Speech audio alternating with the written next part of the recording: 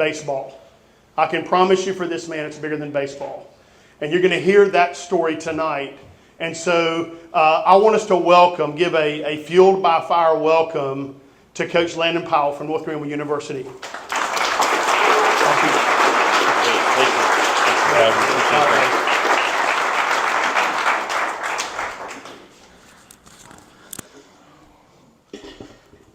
That's right. I talk loud, so I bet everybody will be able to hear me.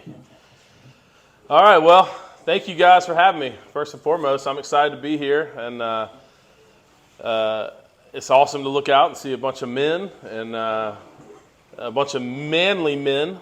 And I want you to know that I'm a manly man too, even though you're getting ready to probably see me cry and hear some things about my life that aren't going to be very fun for me to talk about. I will cry, I promise you, and some of it will be tears of joy, and some of it will be tears of pain. But we're all men, and that's okay. Men can cry too.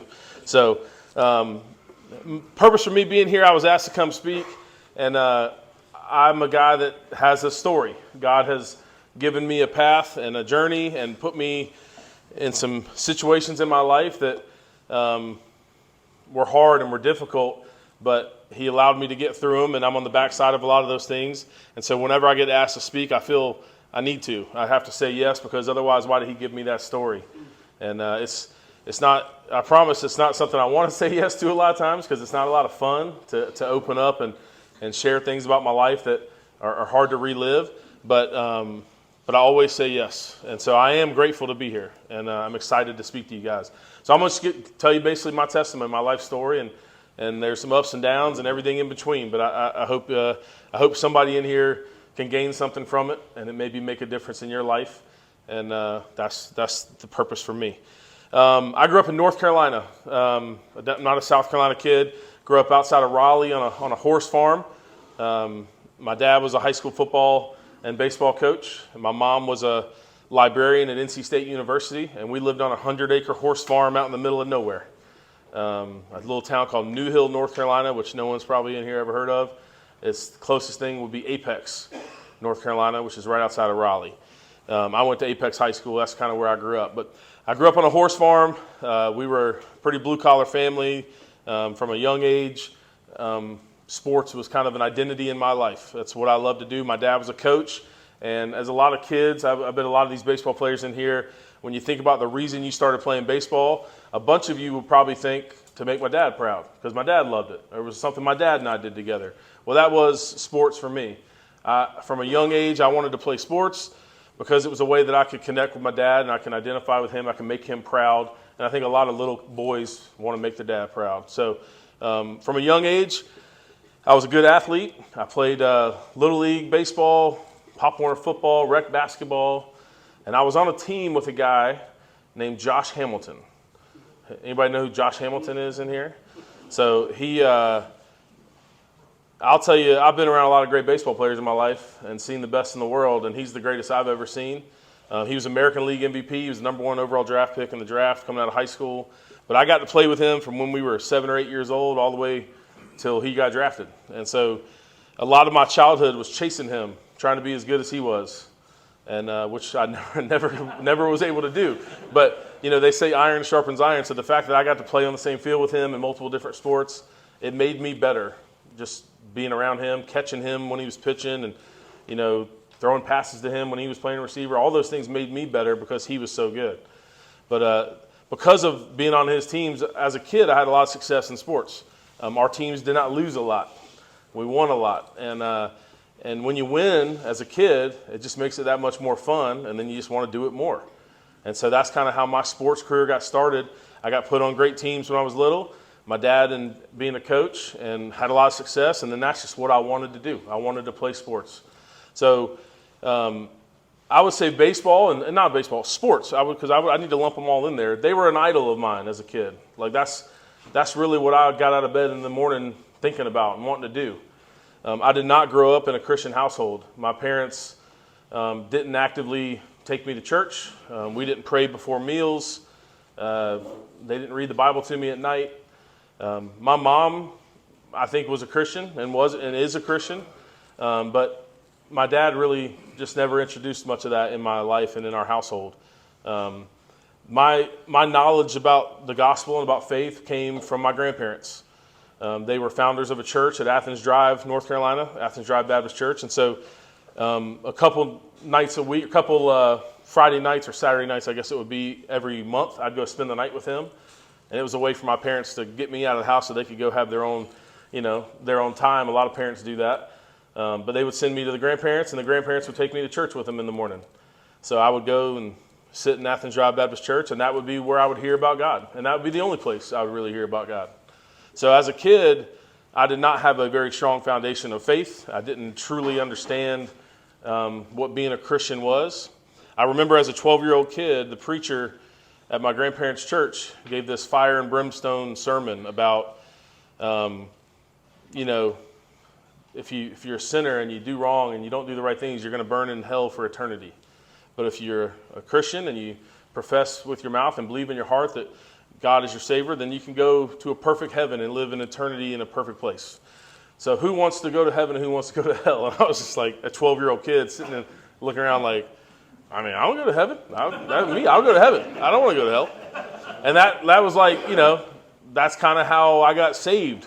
So the preacher prayed a prayer with me, and it's one of those things where now I can tell people I'm a Christian, but the truth is, guys, I had no heart change. I didn't know what I was doing. I just knew that I didn't want to go to hell. And so that was, when I look back at my childhood and my faith background, sadly, that's kind of what it was. So I just kept playing sports. I poured myself into that. As a 10 or 11-year-old kid, I told my dad, I want to be a Major League Baseball player. I made that decision. I said, Dad, I want to be a Major League Baseball player. And he said to me, and it's one of those conversations I'll never forget, but he said, well, do you know how hard that is? And I remember I was just like, well, no. There's guys on TV doing it. I watch them every night. It can't be that hard. And my dad laughed at that comment. And he's like, listen, if I took you, we grew up around NC State. So if I took you to a football game at Carter Finley Stadium, you know how big that stadium is? I was like, yes, sir. He said, okay, take every baseball player that's ever played in the major leagues. Babe Ruth, Mickey Mantle, Joe DiMaggio, you name them, any Major League Baseball player, put them in that stadium. There, at that time, had only been 17,000 Major League Baseball players in the history of the world. He said, take all of them and put in that stadium, and they only fill up that one section in the end zone. And when he told me that, I remember as an 11-year-old kid thinking, I'd been to games at Carter Finley, and I just thought how crazy that was. Do you mean every baseball player ever would only fill up like a sixth of the stadium? That's wild, And but then he followed that comment up to let me know that, hey, it's going to be really hard, and it's not many people can do it, but I believe you can do it. And he believed in me, and he gave me that from a young age. So what he did is he put a batting cage in the backyard. He got me the best hitting coach in the area. He put me on the best teams, and he did everything he could to help support me and to push me to be a great player. He also required me to sacrifice a lot of things. So I didn't go to church retreats. I didn't go to the pool with my friends during the summer. I didn't go play golf and mess around. I was on the ball field all the time. That's what I did. And I loved it. So for me as a kid, it's not one of those things I look back and wish we would have done differently. I'm grateful that I took the path I did because I loved it. But I sacrificed way more than any of my friends.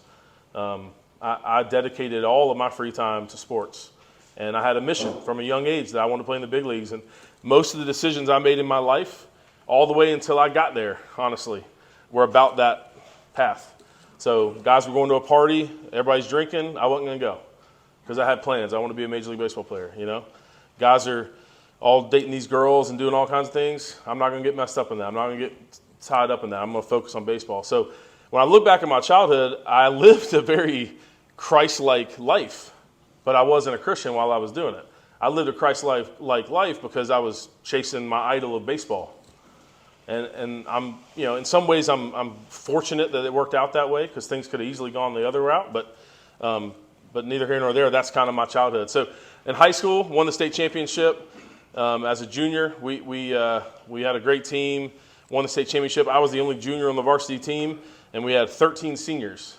So at the end of the season, I made the decision to skip my senior year of college and enroll at the University of South Carolina. So off to college I went. At this time in my life, there's not been much adversity. Most of my youth sports experience were successful, never really been injured.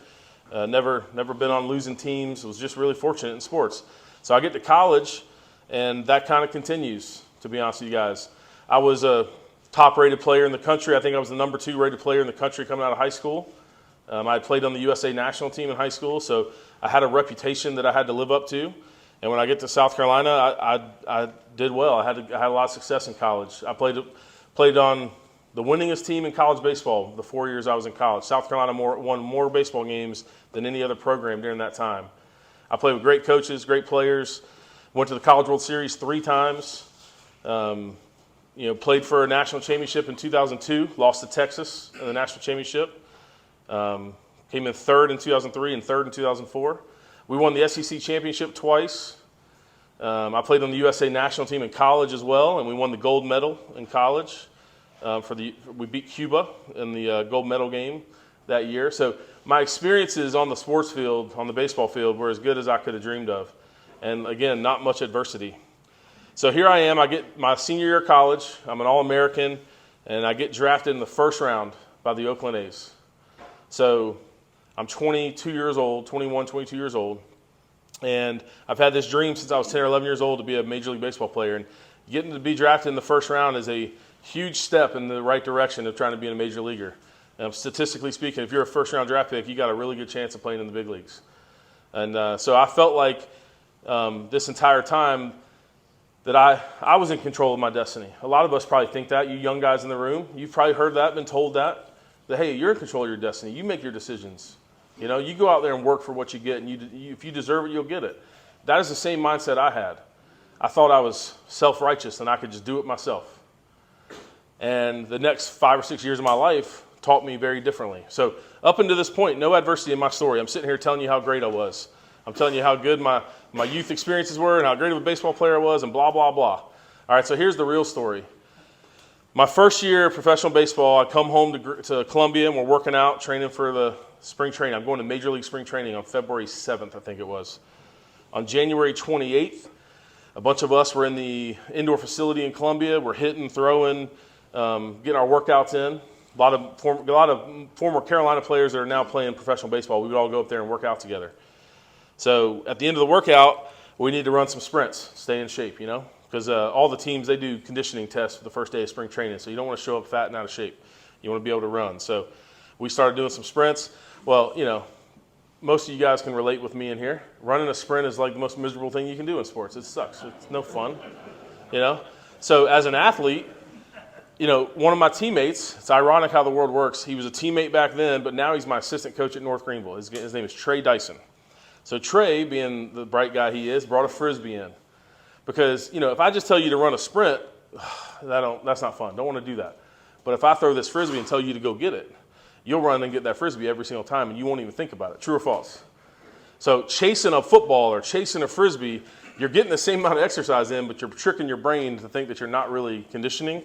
So here we are. We're throwing a Frisbee and chasing it. Well, as competitors, what's that going to turn into? An ultimate Frisbee game. And so before you know it, we're playing ultimate Frisbee. And about 30 minutes into that, someone tore their ACL. And that someone was me. I jumped up to catch a ball. I came down, the Frisbee, it came down. My knee just exploded. It sounded like a shotgun going off. So there it was. That was the first adversity I'd really ever faced in my life. Like legitimate, real adversity. I was supposed to go to spring training in like 10 days. And now I'm having reconstructive surgery. And I was a big guy. I was a catcher. My knee was very vital and important to me. So now my career is in doubt. This first rounder that they have these high hopes for, is he ever going to be able to catch again? Is he going to be the same player? Those are the things people were saying. Tough time for me because I'd never played. I'd never gone a season of my life without baseball. I'd always had that idol there every spring, every summer to fulfill me in some ways, even though it really didn't, but I thought it did. So here I am. I all of a sudden don't have this thing that I've clung to my entire life. So I was lost in a lot of ways. I felt empty. I felt like confused. Like what am I? What's my purpose? So I go back to South Carolina. I get my degree. I graduate that year. I finish all my schoolwork. I get married. I'd been dating my girlfriend all 4 years of college, and we decided to get engaged and get married during that time. So there were some really fruitful things that came out of that year, but ultimately I was missing baseball bad. I did not I think God was probably knocking on the door of my heart at that time, all right? Meaning he saw the emptiness in me. He saw the fact that I had made this other thing this idol and that it wasn't him.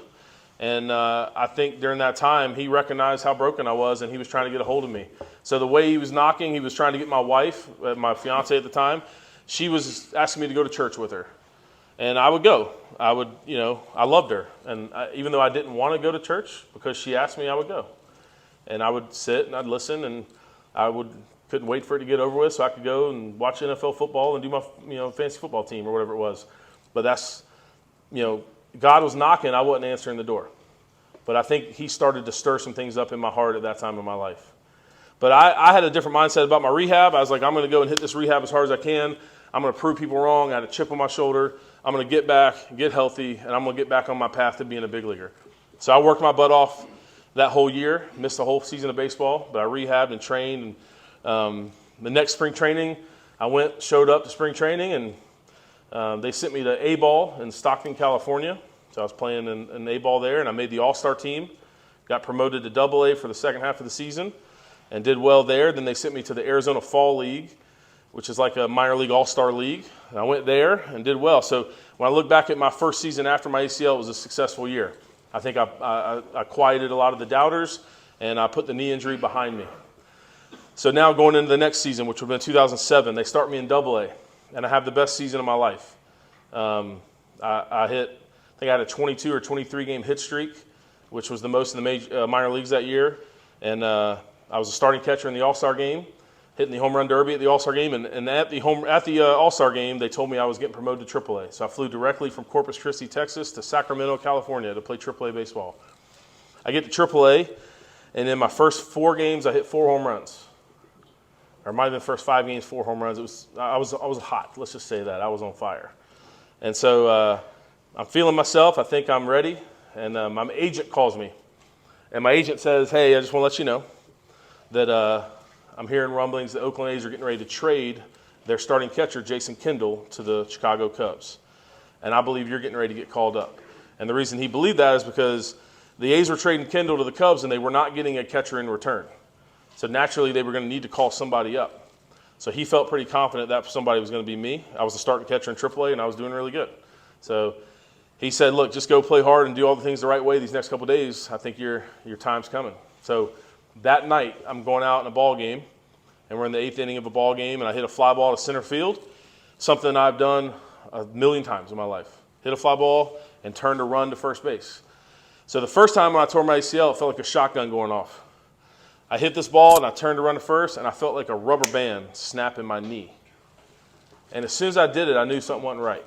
I didn't think it was my ACL because it didn't feel anything like that, but the instability and everything, the swelling after the fact, felt just like my ACL. So they take me out of the game, take me to the locker room, and there's a doctor on that's there at the game, and he lays me down on the training table, and he's doing all my tests on my knee, and he says, I think you've torn your ACL.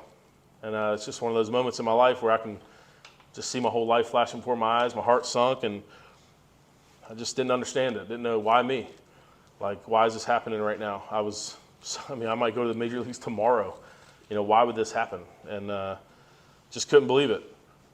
I went home and cried myself to sleep that night. My wife and I we were both just distraught and upset, and couldn't believe that was happening to us. And I remember getting mad at God, even though I didn't really know if I even believed in him. It's not like I had a real relationship with him. But I remember that night just being angry and mad and thinking God's not fair and he's not just, and why would he do this to me? I'm a good person. I don't deserve this. And, when you make something your idol and you put all your eggs in that basket, man, you get that thing taken away from you. And it just, you can't imagine the thoughts that go through your head and how lost you are. But that's where I was. And I went to bed that night just sad and broken, and woke up the next day. And for whatever reason, the way I'm wired, I'm not a quitter. I can tell you that. And I like being backed in the corner sometimes. And I got up that next morning, and that's how I felt. I was more motivated that next morning than I think I've ever been. I woke up and was like, I'm gonna healthy. I'm getting healthy. I'm proving everybody wrong. I can still make it. I can still do it. when I think about those things now, it upsets me because a lot of my thoughts started with the word I. I thought I could do it. I can make it. Everything was about me. And as I learned over the next couple of years, I was so wrong about that. So I go to get surgery. They send me back to South Carolina. I'm here in Greenville at that time, and I'm training. I'm working hard. Here's the issue. The first time I tore my ACL, I had a full year to recover. Well, this time I had torn it in like late July. So spring training was 7 months away. I didn't have a full year. I couldn't sit around and wait. I had to get healthy for spring training in February. So I needed to take a 1-year rehab and do it in 7 months. And that was my plan. I knew what to expect. I'd already done it. I knew what hurt and what didn't hurt and what was safe and wasn't safe.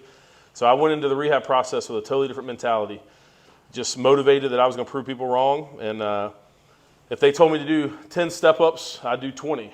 If they told me to show up 3 days a week, I'd show up 5 days a week. I was just overtime. And I worked harder in that next 7 months than I have in my entire life. And got to spring training. Oakland A's did not expect me to be ready to play. I think they were going to send me to extended spring training and really be careful and cautious with me. And the first day of spring training, I told them that's not how it's going to go. I said, I put my gear on. I went and squatted back there and started catching. They tried to get me out. I mean, the trainer and the coach were yelling, like, get out of there. You're not. I said, no, I'm showing you right now I can do all this. And I caught a bullpen my first day of spring training. I caught in the first spring training game that year in spring training. And then I broke camp with the AAA team, and I caught 9 innings the first day of the season. So that was important to me to prove that I could get over this second injury. A lot of people in sports tear their ACL. All right? A lot of people don't tear it twice, and if they do, you don't see those people have a lot of success. I mean, think about the athletes that you've watched, Marcus Lattimore's and people like that. You tear that ACL a second time, it's usually the end. But I was just very motivated to not let that happen to me. All during that time of all that rehab, God was knocking on that door to my heart. That entire process. My wife's trying to get me to go to church with her. We're getting to a Bible study. And I would do the things because I loved her. But I wasn't committed to them. I mean, I would go and listen. And, it's like, what's that movie, White Men Can't Jump? I was listening, but I wasn't hearing them. You know what I mean? And I would go and be a part of that stuff, but I was not opening that door to God. I still thought I could do it on my own. So here I am. I get to go to AAA that next year. I have a great year. I think I hit 18 or 19 home runs in AAA and was proving that the injury was behind me. And we get down to the end of the season. And my manager calls me in. His name's Todd Steverson. We called him Trick. And Trick had been with me my entire minor league career, from rookie ball all the way up to AAA. He knew me as good as anybody. And he called me into his office and shut the door. And he said, man, I'm telling you right now, I'm breaking protocol. But I got to tell you, the front office, and this is something that coaches aren't supposed to do. They're supposed to let it be a surprise. But he's like, listen, the front office is in town.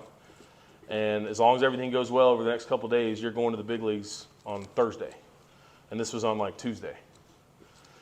He's like, I just wanted to let you know so you can let family know, let your parents, but don't tell anybody I told you. I'm just really proud of you. I'm excited, all that kind of stuff. So, I remember walking out of his office, just walking on air. Just couldn't believe it. I'm finally going to make it. That 10-year-old kid that had that dream, like, I'm there. I'm going to make it. So that night, playing in a ball game, 12th inning, extra innings. I'm up to hit. There's a guy on first, and I have a long at bat. I foul off a bunch of pitches. I think it was a 12 or 13 pitch at bat. I finally walked.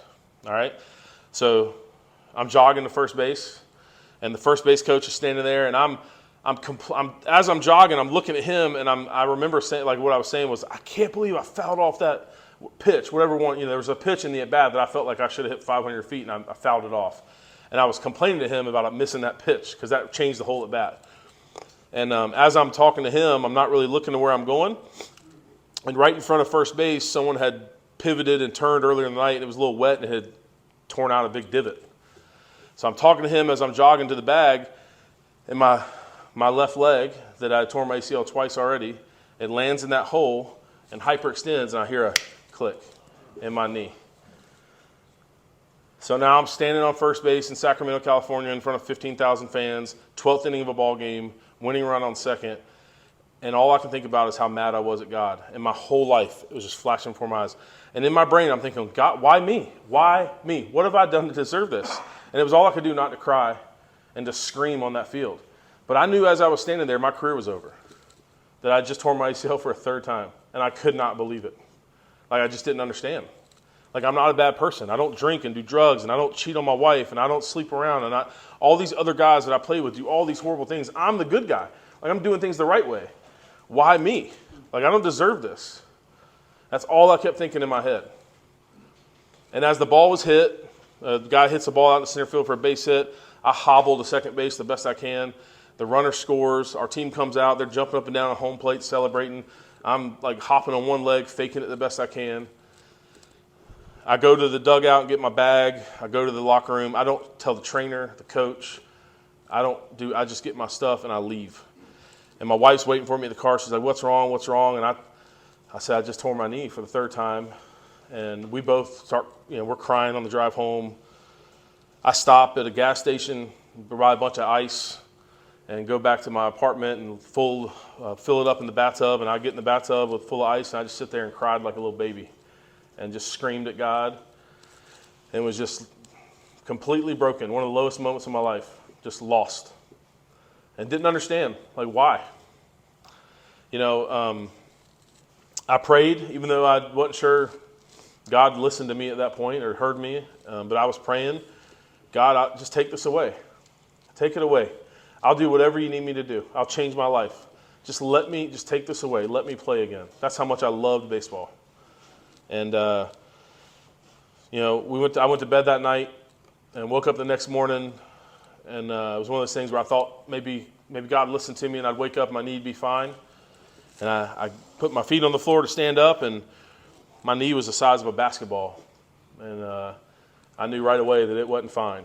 And so I went to the field, and my hope was that maybe they'd give me the day off.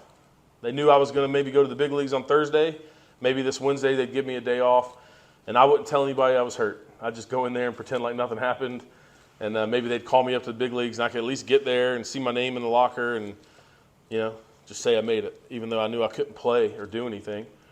So I walk into the locker room, and the lineup card was on the wall, and there I was, Powell catching, batting cleanup. And for the first time in my entire life, my heart sunk seeing my name in the lineup. Like, I didn't want to play. So now I knew I had to come clean. Went to the trainer first. I told him what was going on. We tried for about an hour and a half to get my knee to loosen up, to get the swelling out. He gave me all kinds of pain meds and tried everything we could, and there was no shot. And so I finally went to the manager's office, who had just told me the day before that I was going to the big leagues on Thursday. And I went in there and told him I couldn't play, that my knee was hurt. And he just looked at me like disbelief. He thought I was playing a joke on him at first. He's like, what? He's like, do you know what you're telling me right now? I said, I do. He said, if you don't play, like, you're not getting called up. I said, I know. And they took me out of the lineup, and the front office guys seemed like they were in the locker room within a minute. And they got down there and asked me what happened. I told them, and they were all very disappointed. They sent me to get an MRI right then. So my wife and I are driving down Interstate 5 in California to go get an MRI. And it's one of those car rides I remember very vividly. I was sick to my stomach, nauseous. She actually had to pull over on the side of the road, and I vomited all over the side of the highway. And I was just so distraught because I knew my career was over. And in my brain at that time in my life, my career being over meant my life was over. That's kind of how I thought about it. I mean, all of my eggs were in that basket. And we get to the MRI place, and I go get the MRI, and we're in the waiting room, and my wife's sitting there with me. And let me tell you a little backstory on her. She grew up here in Greenville, went to Taylor's First Baptist Church, grew up in a family. Her parents were very strong Christians. She was very much involved in her walk with Christ her entire life. And one of the strongest Christian women that I know. And this whole time, she's been trying to lead me to the cross, and I'm just ignoring it because I got baseball on my mind. I'm not answering that door right now. So here we are in this waiting room, and she sees the brokenness, I promise you. She knows how empty I am. And so she asked if she can pray with me. And I said, of course. And she prayed the most beautiful prayer that God would take this injury away, and that he would give me a new lease on life, and that she said that I would stop idolizing baseball and start making him the center of my life. And It's just one of those things that, I get teary-eyed thinking about the prayer and how awesome it was that she was doing that for me at that time. So the doctor comes out, and he starts reading the thing. Listen, I know my ACL's torn for everybody in here. I've done it twice. I knew it was. There's an afterthought for me. So he starts reading the thing, and he says, well, you got some torn cartilage here, and you got this other little bursitis thing here, and then your ACL looks great. It's intact. It looks good. And it's almost like I was like, what? What did you say? He said, your ACL looks good. I'm just seeing some cartilage tear we got to work on, but other than that, I think you're all right. And like, to me, in my life, that was a miracle. That was the first miracle that God performed in my life. I believe it to this day. He took that injury away, and there's no doubt in my mind I tore my ACL on that field. And for him to tell me that my ACL was fine was just amazing to me. So it was like one of those moments where I said, all right, God, I see. I hear you. I'm turning my life to you. I'm going to do it for you now. And so I did have to have surgery, and I had to miss the rest of that season. So I still didn't get called up. But at least it wasn't an ACL. At least my career wasn't over. I could go have surgery and be healthy in 3 or 4 weeks. And I could go spring training the next year in great shape and have a chance. So I went home in Greenville. And I was working out every day, training as hard as I ever had, because now I got this, God showed me this little miracle that he could do and gave me like a new lease on my career and on my life. So now I want to take that and I want to make the most of that opportunity. I don't want to waste that opportunity. So I'm working harder than I ever have. I'm training harder. I'm losing weight. I'm eating healthy. I'm going to church. I'm going to a Bible study. I'm reading the Bible on my own. I'm like trying to do everything I can to pour into God because I feel like he's given me this opportunity. And I told him that I would turn my life over to him if he did that. So now I got to be a man of my word. So I'm searching. I'm finally, he's been knocking on the door to my heart. I got that door cracked, and I'm seeing who's out there, and I'm like, hey, I'm talking through the door, but I haven't fully opened it yet. That off season, I was in the best shape of my life, and it was about maybe beginning of January. So spring training was a month away, and I'm training at this place in Greenville called ASI that trained professional athletes.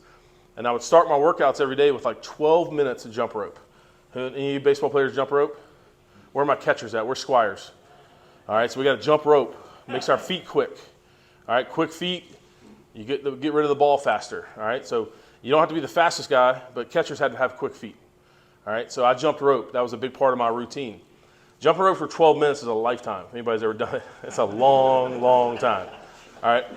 So, but I was good at it. That was one of the things I could do. I could jump rope. I looked like Mike Tyson in there, jumping rope with X's and all kinds of skips. I could do tricks. You wouldn't believe the things I could do. All right. So here I am jumping rope that morning, and I was about 2 minutes in. And my trainer, he's like, man, you all right? I was like, no, I don't feel good. He goes, you look white as a ghost. And that's the last thing I remember him saying. And I wake up, and there's people standing above me, and I had passed out, and I had gone into convulsions. And the EMS was there, and the next thing I know, I'm getting put in the back of an ambulance, and they're taking me to the hospital. So I get in the hospital. The doctor comes in. He's like, what kind of drugs did you take? Or what have you been drinking? And I'm like, I don't drink or do drugs. He goes, well, something's not right. I was like, well, I'm telling you, sir, I can tell you on one hand the number of times I've had beer in my life, never done any drugs. Like, I don't know what you're talking about. He goes, well, you have, we did some blood work in your liver enzymes. You have a AST and an ALT, or two enzymes in your liver. For normal people, they're supposed to be like below 40. You go into liver failure at like 1,000. He said mine were at 1,700 and 1,500. So I was in liver failure.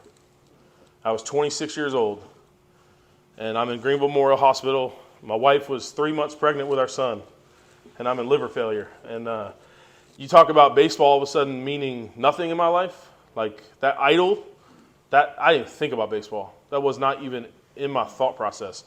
My whole life now is about, I want to see that my son be born. I want to watch him play sports. I want to see him get married one day. My whole life perspective changed in that moment in that hospital. They come back to tell me I have no clue what's going on. I stayed in the hospital for 6 or 7 days, and they didn't know what was going on with me. And finally, they did a liver biopsy, and they found out I have an autoimmune disease, and it's called autoimmune hepatitis. It's a chronic disease, meaning there's no cure. I'll have it the rest of my life, but it is controllable. So I can take medicine every day that controls what autoimmune hepatitis is. My immune system is trying to kill my liver every day. Just killing my liver cells for no reason. So the way that they have to stop it is they have to give me medication that basically knocks my immune system way down, and they have to give me other medication that reduces the inflammation and damage on my liver. All right, so I'm taking a cocktail of pills every morning of my life. I took 8 of them this morning, 7 or 8 every morning. And I've been doing that now that was in 2009. So I've been doing that now for 14 years, going on 15, I guess. And my liver levels are currently stable. I've had a couple flare-ups and issues, and I'll need a liver transplant at some point in my life. But here I was in a hospital 4 weeks before spring training, trying to be a Major League Baseball player, and finding out that my life is forever changed. And it's not a knee injury this time. This is like a overall health. The doctor wouldn't allow me to do any baseball work, throwing, hitting, running, lifting, none of that. I was basically on bed rest for 3 weeks. And I told him, I know that you're telling me my life's changing and I got this disease I'm going to have to live with, but I still believe I can play in the major leagues, and I'm going to. So I need you to let me know the second I can start training and working out again. And he did. So about 3.5 weeks later, he gave me a phone call and said, okay, you can go hit, throw, do whatever you need to. Spring training was in like 5 days. So for anybody in the world that thinks that they could go make a professional sports team with 5 days of training, that's just ridiculous. So I went to spring training. Here's my thought process. All this offseason had been about God for me. It was changing my life and dedicating it to Him. It was now this liver disease and really changing my idol and realizing that God was my purpose and what I want to do. So I told God, I said, look, this spring training I'm playing for you. This season I'm playing for you. If you want me to make the big leagues, it'll happen because it's your plan. A verse that I learned in those months and dates before were Jeremiah 29:11. For I know the plans I have for you, plans to prosper you, not to harm you. That was something that really spoke to me during that time. And I thought to myself, all right, God, it's your plan. You got my story written. You already know it. I'm just going to turn it over and let you go. If you want me to get a hit, I'll get a hit. If you want me to make it to the big leagues, you'll let me. If you don't, you don't, and you have a different plan for me. But my life is now yours, and I'm going to do whatever I can to glorify you. That was my thought process going into spring training. That just changed everything about what I was thinking about baseball. I went to spring training that year with the Oakland A's, and I led the team in home runs and RBIs in spring training, and I have no clue how. Well, I do know how. I mean, God, right? But I made the opening day roster of the Major League team that year. So here I am. I'm in Oakland Coliseum, and we're facing the Seattle Mariners, my first Major League game, and there's a pitcher pitching for the Mariners named King Felix Hernandez. And he just happens to be the best pitcher in baseball and the Cy Young Award winner. And that's my first career at bat. So I'm batting 8th. I come up with runners on 1st and 2nd. And King Felix is out there with his hat turned sideways and everything. And he threw the first pitch, and I didn't see it because it was 97 with sink. And the umpire said strike. And I'm like, well, okay, I guess it was. I don't know. And so then he threw the next pitch, and I took it. Umpire said ball, and I'm like, yeah, that's right. That was a ball. I had no clue. Didn't see that one either. I think it was harder than the first one. And so it's a 1-1 count, and he throws a pitch, and I close my eyes and swing. And next thing I know, the ball's flying out to right center field. It hits the fence. Both runs score. I'm standing on second base in front of 40,000 fans screaming, and I was numb. I get chills thinking about it now. You know, just all those fans standing there, they half of them, no, most of them had no clue what I had been through. My teammates and my coaches, they knew. But for me, standing in that stadium on second base after getting that hit, it was all worth it. I could, all the blood, sweat, and tears and all the rehab and the weights and the hitting and dedicating my entire life. In that moment, it was worth it just to know that I did it. I got there, and I overcame a lot of things to get there. And I honestly could have just walked off that field right then and there and been happy. And to this day, I believe that. I could have walked off right then and never needed another at-bat and been happy that I achieved what I wanted to. But I make a joke, and the joke is they pay you a lot of money to play in the big leagues, so I didn't walk off the field. I stayed there. I was like, if they're going to pay me to do this, I'll hang around for a little while. So I played in the big leagues for the next parts of 4 years. I was never a household name or anything. I was a career backup catcher. And I needed to be because of my liver disease and the medication and all the things I was doing. I couldn't play every day. My body, one of the medications I took was a very high dosage of a drug called prednisone, which I'm sure many people in here have taken. And prednisone is a horrible, horrible drug. It just wrecks your body, dehydrates your muscles. It makes your vision decrease. It makes you retain water. It makes you gain weight. It's just the absolute opposite drug you need to take as an athlete. But I had to take that at a very high dose, 60 to 80 milligrams a day. And I did that for my whole major league career. And it just made it very hard for me to compete at the highest level. But I was able to hang around and play baseball until I was 32 years old. I was, like I said, I was a backup catcher most of my career, but I got some cool moments. I got to hit some home runs in big ballparks and hit a grand slam against the Royals and hit a home run off John Lester at Fenway and hit a walk-off home run against the Giants on Father's Day. So I had some cool moments, but the highlight of my big league career personally was I got to catch a perfect game in the major leagues. So it was the 19th perfect game in Major League history, 2010 on Mother's Day, and the starting pitcher was Dallas Braden, and we had come through the whole minor leagues together. And to be a backup catcher that only plays once or twice a week, and to be on the field for a perfect game, which they'd been playing baseball at that time for 140 years, and that was only the 19th perfect game in history. I tell people it's like winning the lottery twice. Like the chances of me being in the lineup that day and that happening is just unreal. And I called every pitch. He shook me off one time. It was a foul ball. And I give him a hard time about it to this day. But it was that's one of those moments I'm grateful God gave me, because here I am. I'm 41 years old. Most of you guys have never heard of me or my career, and that's fine. I wasn't that good. But to say that I've called a perfect game is something that puts me in a very small group of people on earth, and something I'm really proud of. So it gives me something within the game of baseball that I can be eternally grateful for. And the only reason I got that is because of God. And I'm just grateful that he finally kept knocking on the door to that heart until I opened the door.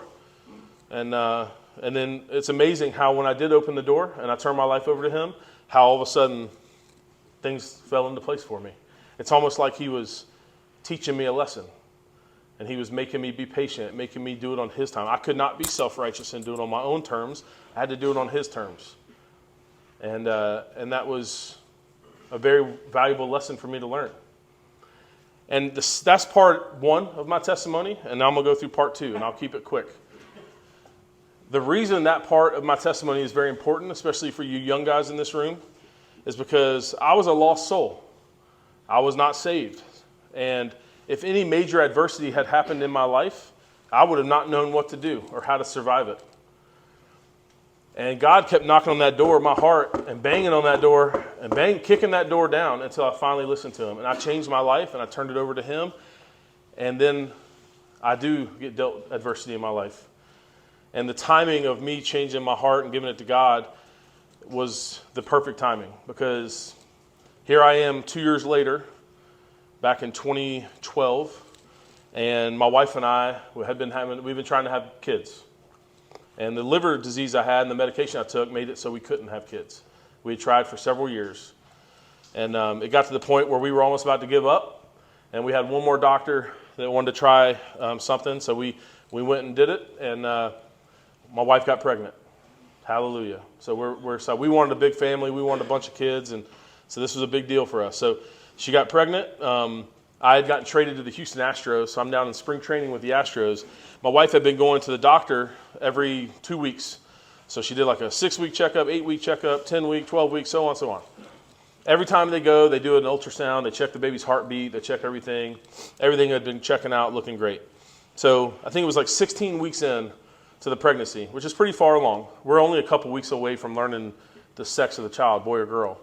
And my wife calls me. I'm in Kissimmee, Florida in spring training, and our day was over, and I was going back to my apartment, and she says, are you sitting down? I said, no. Why? What's wrong? What's wrong? I was worried about the baby. She goes, no, nothing's wrong.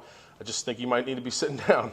And I said, why? What's up? She goes, well, you know how every time I've gone to the doctor, there's been a healthy heartbeat, and everything's been good. I said, yeah, what's up? She goes, well, this time when I went, there's still a healthy heartbeat. Everything's good. But then there was a whole second healthy heartbeat. We're having twins. And I remember saying, I was happy, but I remember saying to her, okay, just as long as it's not two girls. Just not two girls. Like 2 wedding dresses, 2 prom dresses, 2 boyfriends I got to beat up. Like all the things that come with 2 girls, I can't do that. And God has an amazing sense of humor. Because about 2 weeks later, we found out we're having 2 girls. So that whole season, I was with the Astros. The season gets done, and also let me just say this, because this is part of it. 16 weeks in, like, how does a second baby just appear in a womb? For any of the dads out there that have gone through this process, that to this day I don't understand. Like, how do you go to all those ultrasounds and there only would be one healthy heartbeat the whole time, and then all of a sudden at 16 weeks there's a second healthy baby that just appeared? I don't understand that. But as I unwind my story here, I do understand it. God had a plan and he knew what he was doing. So at the end of the season, we get home to Greenville. We only been home maybe 5 days, and my wife wakes me up in the morning. She goes, "All right, time to go to the hospital. Time to have babies." And I was like, "What?" I mean, she had already been up, showered, put her makeup on, like packed her bag. She's like, "All right, time to go." And so we go to the hospital, and when you have twins, they name them, they do it baby A and baby B is what they do for twins. So baby A is born first, and we named her Ellie. And she was 5 pounds, 4 ounces. She was beautiful. She was healthy. They were 6 weeks early. Twins a lot of times are early, but ours were a little earlier than we wanted.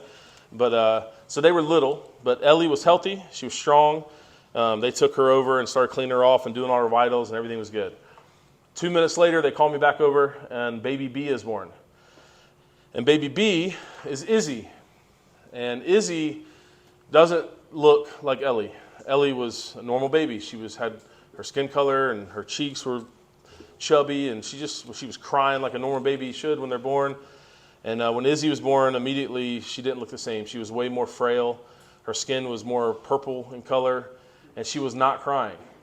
And my wife had, she read all these pregnancy books, and she would tell me, all this stuff, like because I need to know it, I guess.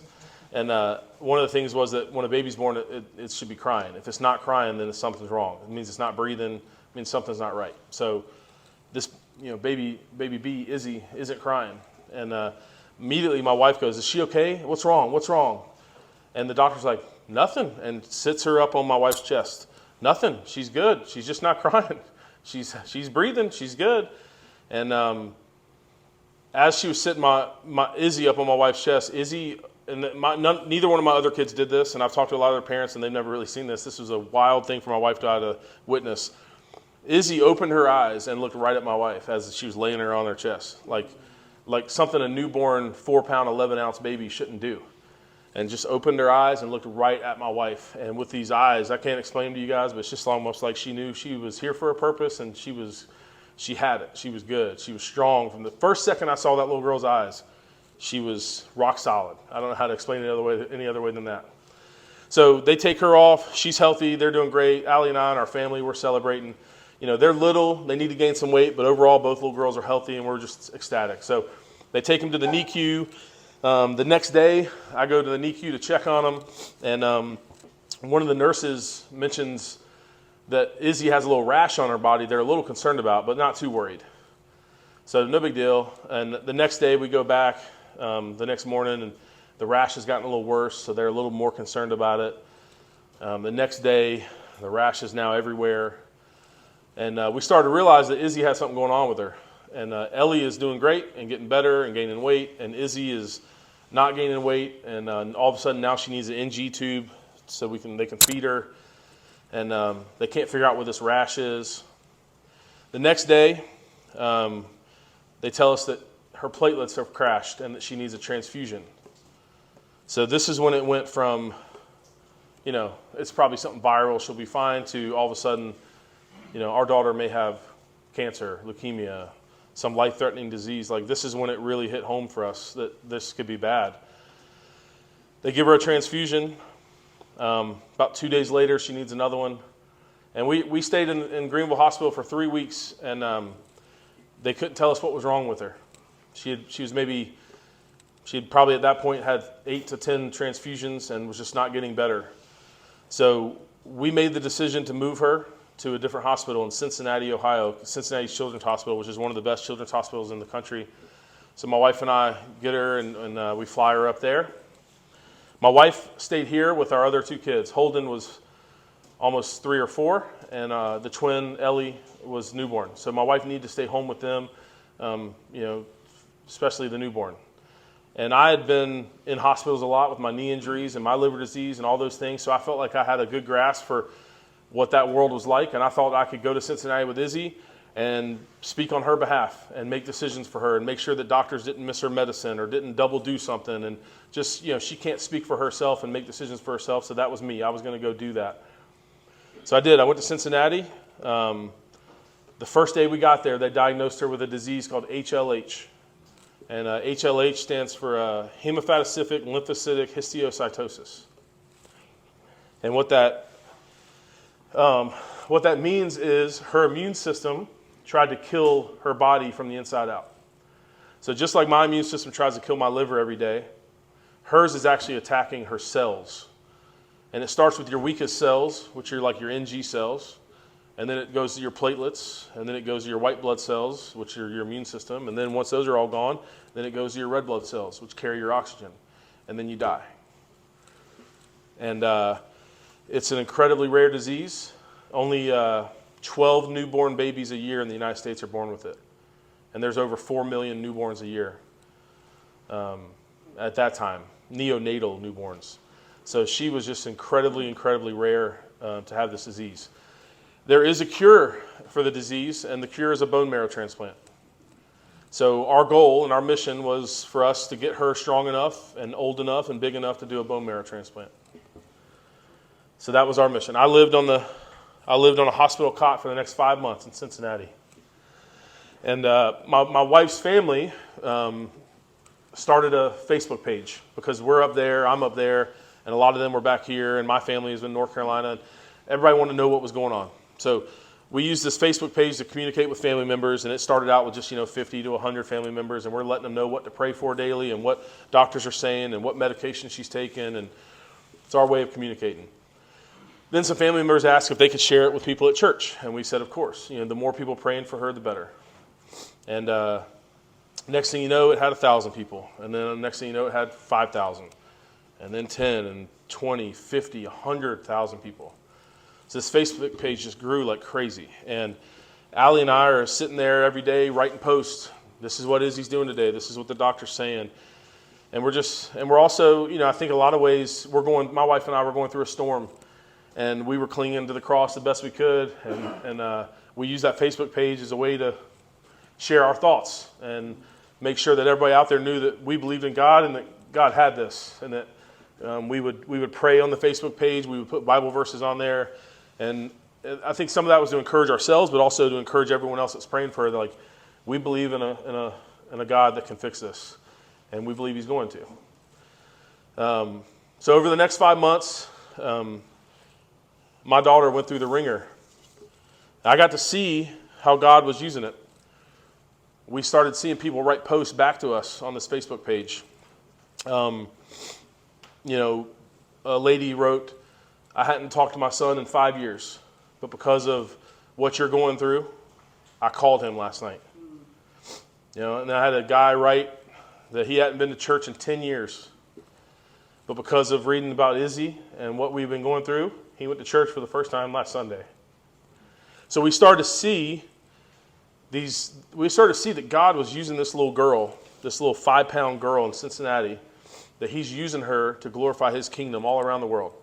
That He's reaching and connecting to people through her story. And all of a sudden that gave us some grace to know that she's got a purpose and that He's using her. And it may not be what we want, but ultimately this is His story. He wrote it for her and He's using her. And there was some peace, I can tell you as a dad. It didn't make it hurt less. It didn't make it easier, but it definitely gave me some peace to know that what this little girl was going through wasn't just completely in vain. Over her 5 months there in Cincinnati, she had over 170 transfusions, I believe. The PICC lines that they used for the transfusions, they couldn't keep them because her veins were so small and they were closing. They had PICC lines in her arms at first, then her legs, then they put them in her heads, but they just couldn't keep any of the veins open, so they eventually had to put a Broviac port. It's directly into her heart. She went through 8 weeks of chemo. She took another drug called Campath that completely wiped out her immune system. She had 13 surgeries, liver biopsy, lung biopsy, bone marrow biopsy, you name it. Her liver, because of the chemo, swelled so much that it broke her ribs from the inside. And, if you think about that, this little girl laying there in that bed every day, and her insides are swelling so much that it literally cracked her ribs from the inside. Like the pain of that. And, I got to sit there every day and watch her, talk to her, and hold her, and sing to her. And what I want you guys to know, and I want everybody to know, that little girl was tough as nails. She was tough as nails. They'd come in and poke and prod her, stick her full of stuff, and she wouldn't flinch. She rarely ever cried. She was a people person. She had a personality. She loved to sit up and see the people walking down the hallway, like with her head. She was very nosy. She loved music. I would hold her and sing songs to her, and she'd get so still, and her heart rate would get calm. She was a beautiful soul. But, she was broken on the inside, just like a lot of us. So my wife and I decided that, she had kind of stabilized, and we needed to go home for a couple of days, had something going on here in Greenville. And I had not left her in, I don't know, maybe once in the last 5 months. And then we came to Greenville, and we were home less than 5 hours maybe. And my phone rang, and it was the hospital. And they said we need to go back, that she's not doing good, and we need to get there ASAP.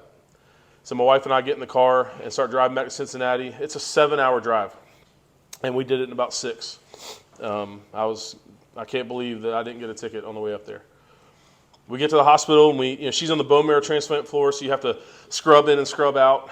You have to wash all your arms and legs and put stuff on. It's very they're very cautious about everything. So we scrub in and we walk down. We turn the hallway, and her room's down at the end. And as soon as we turned the corner, there was about 20 people standing in the doorway of her room and in her and outside of her room. They walked us down there, and as we turned into the room, they're resuscitating her as we walked in. They usher us over to the couch and sit us down, and my wife and I are just in a fog. It's like in those moments you're just existing. You have no clue what's going on. You're just like, I can't explain it, but they bring her back, and they get her stable, and they come over to us, and they tell us that this is the second time that she had coded. That's why they had called us the first time, and that if she coded again, that we needed to decide whether we wanted to resuscitate or do not resuscitate. And that was the most insensitive thing a person could have said to us. I mean, we had been in that room for about 10 minutes, and they're trying to let us decide whether she was going to live or die. And it's like, what are y'all talking about? Like, this little girl has like 100,000 people praying for her. All right, God's got this little girl. You don't even know what you're talking about. This girl's going to be fine, And so the do not resuscitate thing was just like ridiculous. Like, we're like, get out of here. My wife and I had we had a chair in the room, a glider that we would hold her, and she would always like do great when we held her in that chair. So we asked them if we could hold her. They got us. They got her. We sat her down in the chair, and I sat there and held her for the next like 6 hours, like to the point my legs were numb. And as I held her, her heart rate got stable, and her oxygen saturation went up, and it was like the best she had been in a couple days. So my wife and I switched seats. I scooted out, and she scooted in. And then she held her for the next 4 or 5 hours. And we took turns back and forth in that chair for the next like 36 hours, holding her. And we wouldn't put her up. Like she was going to sit in our arms the whole time.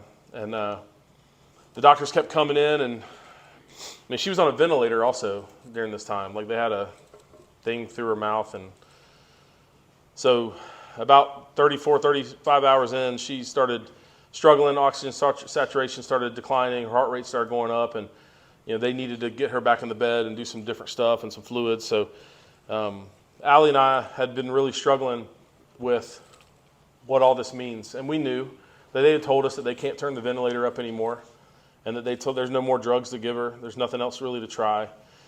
But we just could not come to the grasp of like her not living. Like we just knew the whole time God was going to heal her. So we prayed that God would give us a clear answer. Like, what do you want us to do?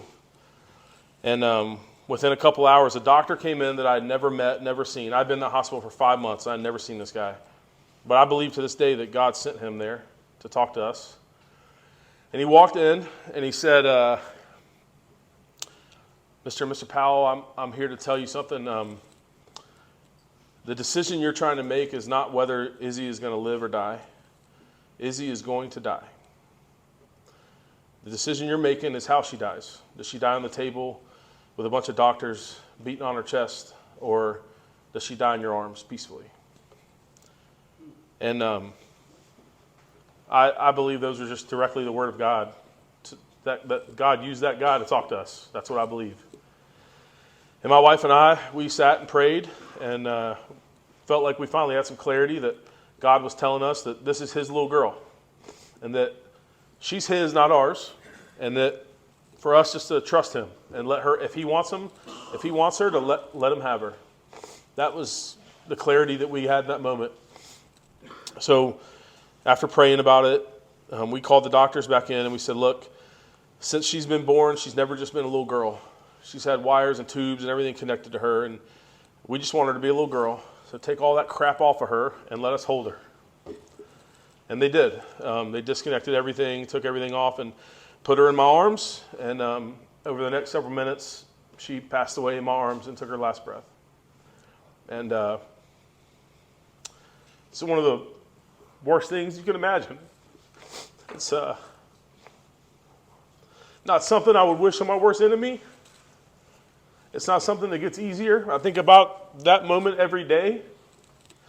And it's something that'll never leave me.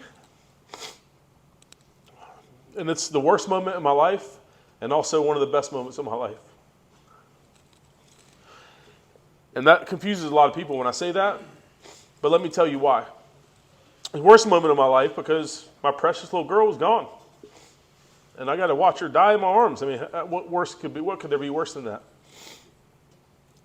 But it was the best moment of my life because I got a unique perspective on the gospel and on Jesus Christ and what God has done for us that no one else has. A lot of people don't have.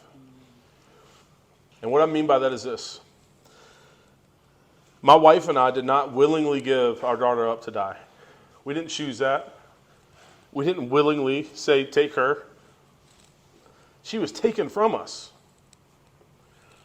But God loves each and every one of us on this earth enough that he willingly gave his son to die for us.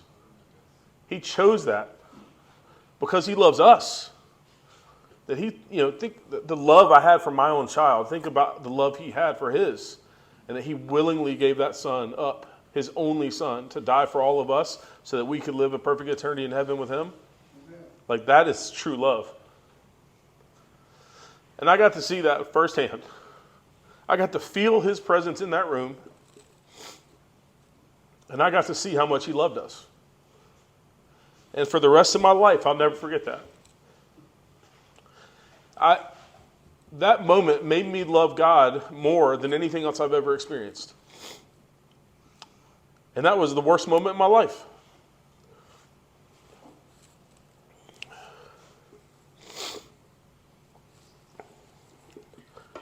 That's when I tell you my testimony, the thing I want a lot of you to hear, especially anyone that's in this room that's not a Christian, is that here I was, a lost soul that was doing it all on my own, and God kept banging on the door to that heart, and I just wasn't listening. And I thank him every day that he didn't quit on me.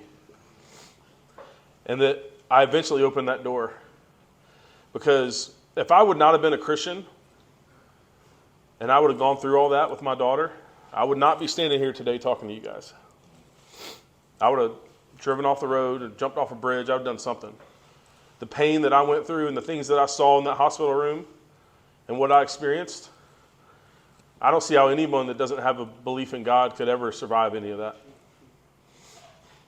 So I thank him every day that he got a hold of me when he did, and he changed my life because it allowed me to make it through some of the worst times anyone could ever have. And it allowed me to still be standing here today. and hopefully paying forward the things I've learned. So if you're in this room and you're not a Christian, or you feel like God's been knocking on the door to your heart and you're not sure why you haven't answered, or you're not sure what that's about, I want you to know something. Every single person in here has either already dealt with adversity on a major level or is going to at some time. You may be like me and your first 22 years of your life was pretty smooth sailing and there weren't many problems. But the promise of this broken world is that our adversity is coming. It's going to. So make sure you have a strong foundation of something you're holding on to. For me, God. I needed that. That's what I clung to. That was the rope I grabbed, and it saved my life. I hope that you answered the door, and I hope you grabbed the rope before your adversity hits. That's my prayer for you guys. Don't wait until you're 26 years old like I did. Why wait? You don't know when it's coming. Be prepared and be right with your Maker now. I'm just grateful I listened when I did. And God has now used me. I used to pray that he would. Well, let me say one thing first. There's a lot of naysayers, anybody in this room that may think that they're not sure about God or they believe in him. I've had people tell me, well, how do you know your God's real? You prayed to him that he would heal Izzy, that he would make her healthy and whole. And he didn't do that. So how do you know he's real? And they are so wrong, because guess what? We did pray that he would heal her and make her healthy and whole. He just did it in a different way. That's right. She is 100% healthy and whole right now in heaven. Mm-hmm. And she's waiting for us, for me. So I don't doubt for a second that she's healthy and whole. It just wasn't the way we wanted. And now, I also used to always pray that God would use me the way he was using her. Seeing all those people on that Facebook page and how God was reaching out to people through her story, like that was so motivating to me. And I just wanted, God, I hope he uses me like that. And now here I am. I get chances to speak to people, and I get to share Izzy's story, and I get to share God's story, and I get to share the things that have happened in my life. And, even if it's just one person here tonight, it makes a difference for her. That's enough. And so I'm grateful that God gave me this story, even though it's incredibly hard to talk about, and it's painful, and it brings up a lot of things I don't like thinking about. I'm grateful for it, and I'm grateful for the opportunity to speak about it and to share it. And that's why I said yes, and I'm grateful you guys had me here. So I hope that maybe somebody in this room, it made a difference for you, and I hope that you can answer that door a lot quicker than I did. So what the current stage is for my wife and I, so to give you guys an update on our family, our daughter Ellie, who is the twin, she just turned 11 years old last Sunday. So we release balloons every birthday. We release balloons for Izzy. We write little notes on pink balloons and release them up into the sky for her. And Ellie, she turned 11. So Izzy would also be 11 now. Our son Holden is now 14. So he's in 8th grade. He's a little quarterback and a little left-handed baseball player. And Ellie's an 11-year-old. She's a soccer player and a gymnast. And we're loving this season of life. God has been good to us. We moved back to Greenville, and I've been coaching at North Greenville now for 9 years, and it's amazing. I would have never thought in 1,000 years that I'd be coaching at North Greenville. I thought I'd be in the pros or at South Carolina or somewhere like that, but God's got me exactly where he wants me. I get to not only coach the game I love in baseball, but I get to talk about God and share the gospel. And there's a lot of other schools that I wouldn't be allowed to do that at. So I think it's a perfect place for me. God's also blessed us there at the university with great facilities and upgrades and players. And, we took a program that was one of the worst in the country, and now we're one of the best in the country. And there's men in this room that their kids have been a part of our program, and brothers. And I think all of us are very proud of what it is. And we don't plan on slowing down. We want to glorify God through the game of baseball and show people that a little Bible college can win national championships. And, that's what we're trying to do. So if you guys want to see some top-notch baseball and a fun brand and style of play, come check us out up at North Greenville and watch some games. And some of you guys in this room, we'll be recruiting you. But if not, if you're looking for a great university, somewhere to go and get a great education and be around a lot of other solid people, North Greenville is a top-notch school, so check it out. But thank you guys for having me tonight and for the opportunity, and God bless everyone.